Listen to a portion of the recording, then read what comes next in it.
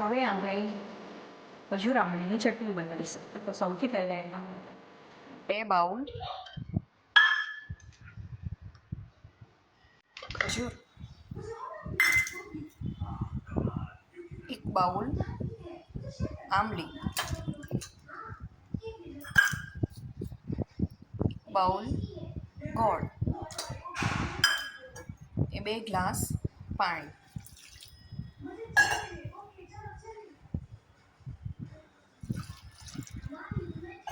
હવે બધા મસાલા આપણે આમાં જ કરીશું.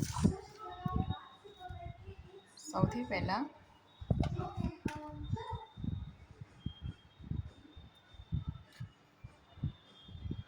બે ચમચી મીઠું, 1 ચમચી લાલ મરચું પાવડર,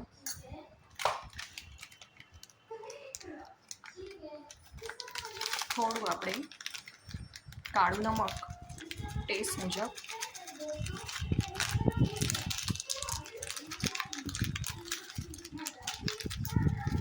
એપ્રોક્સ 1 ચમચી જેટલું,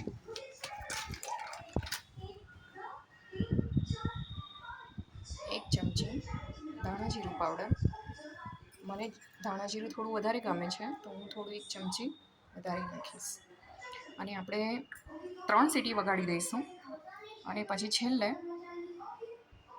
ચાટ મસાલો નાખી દઈશું ટેસ્ટ મુજબ. આ ખજૂર આંબલીની ચટણી છે જે આપણે 4 સીટી લગાવેલી.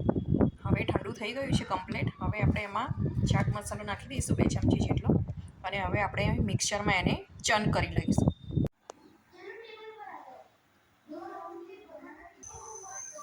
આપણે ખજૂર આંબલીની ચટણી કુકરમાં જ મિક્સ કરીને કરવા મૂકી દીધેલી છે. તો હવે આપણી પાસે સમય છે તો આપણે ગ્રીન ચટણી બનાવી લઈશું. તો એના માટે મેં 1 બાઉલ જેવા ધાણા લીધા છે, 3 થી 4 લીલા મરચાં છે, એમાં 2-3 તીખા છે અને 1 મીડિયમ છે, 5-6 ટુકડા આઈસ ક્યુબ છે અને 1 લીંબુનો રસ છે, મેં અડધું લીધેલું છે અને થોડું મીઠું. હવે આ બધાને મિક્સ કરીને આપણે ચર્ન કરી લઈશું. તો આપણી ધાણા મરચાંની ચટણી રેડી છે. મેં આમાં અડધી ચમચી ખાંડ નાખેલી.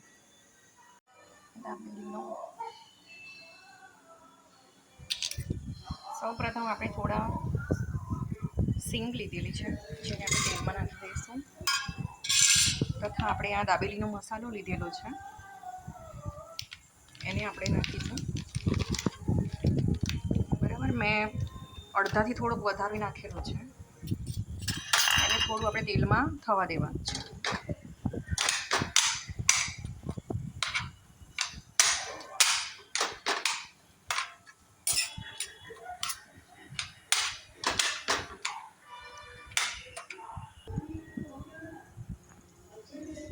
આ સ્ટેજ પર પછી આપણે જે બટાકા બાફેલા છે તે આપણે નાખી દઈશું. હવે આ બધું પ્રોપર આપણે મિક્સ કરી લઈશું.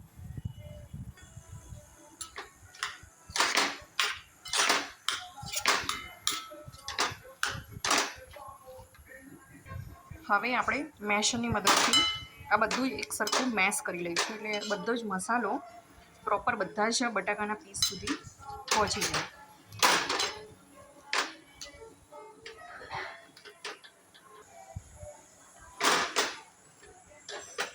હવે આ મસાલો પ્રોપર રીતે મિક્સ થઈ ગયો છે. હવે આપણે મિક્સ કરવાનું ચાલુ કરી દઈશું અને આને ઢાંકીને 5 મિનિટ રેસ્ટ આપી દઈશું અને એકદમ ઠંડુ થવા દઈશું. હવે આપણે ગેસ બંધ કરી દઈશું. હવે આને ઢાંકીને એમ જ અડધો કલાક રહેવા દઈશું કે 15-20 મિનિટ. ઓટોમેટિક ઠંડુ થાય પછી જ આપણે દાબેલી ભરીશું. ચર્ન થઈ ગયું છે. હવે આપણે એને આવી રીતે ગાળી લઈશું.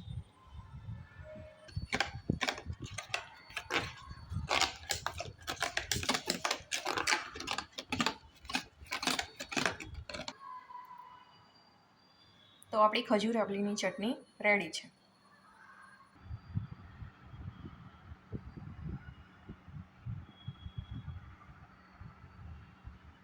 હવે આપણે એસેમ્બલ કરીશું. પણ આપણે લડ્ડુ ગોપાલ માટે ભોગ બનાવીએ છીએ, આપણે ડુંગળીનો ઉપયોગ નહીં કરીએ.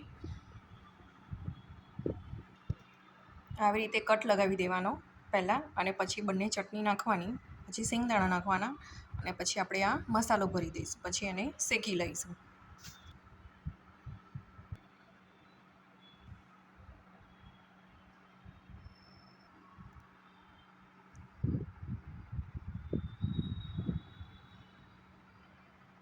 હવે આપણે લોઢીમાં તેલ મૂકી દીધું છે અને હવે આપણે દાબેલીને થોડું ગરમ કરી લઈશું. આવી રીતે પહેલાં કોર્નર સાઈડ કરી લેવાનું, બંને સાઈડ, અને પછી નીચેનો બેઝ પ્રોપર એને થવા દેવાનો.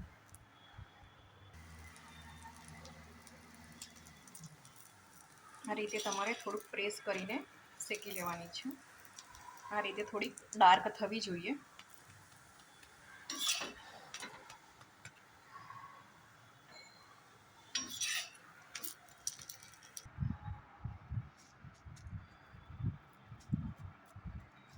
આ રીતે મૂકી દઈશું. બરાબર, થોડીક ઠંડી થાય પછી આપણે આપણા લડ્ડુ ગોપાલને ભોગ લગાવીશું. આપણા લડ્ડુ ગોપાલની થાળી રેડી થઈ ગઈ છે. હવે આપણે એમને ભોગ લગાવીશું. આ આપણા લડ્ડુ ગોપાલ છે. આપણે એમને ભોગ પીરસી લીધો છે ભગવાનને.